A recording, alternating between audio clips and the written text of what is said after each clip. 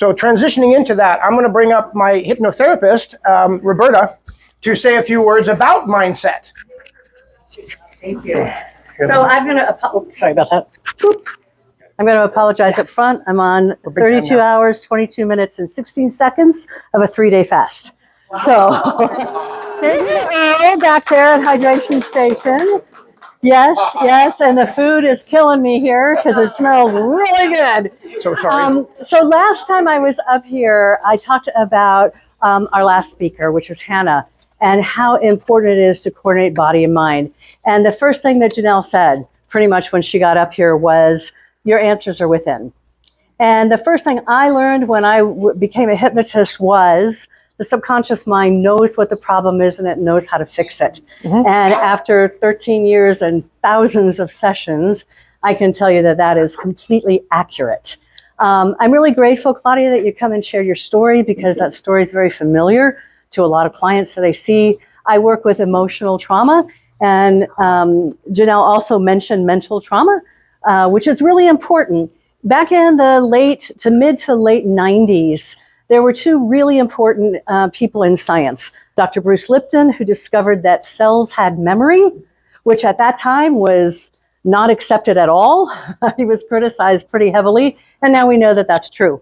There was another scientist, Candace Pert, who talks about emotions. Every emotion in your body has a specific chemical signature, and those emotions stay inside of you until they're resolved, because they are meant to, it's like your internal GPS, right? Every emotion has a specific thing that it's trying to tell you. There's a need or a desire that you have that's not being met.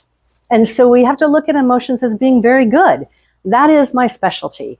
And the other thing I just want to talk about that Janelle brought up, and I really commend Desert Moon for this, and that's training. Janelle mentioned in your field sometimes you have people out there saying, oh, I'll just get this hyperbaric chamber and make a lot of money off of it. Unfortunately, my profession is that way too. Hypnotists, you can learn how to hypnotize somebody on YouTube. Go ahead, you'll see the videos are everywhere. The problem is, how do you deal with that? I really recommend, and there are quite a few hypnotists in Vegas. I'm board certified, I'm in my 13th year of practice. And I will also tell you, I stopped counting at 3,000 hours of training.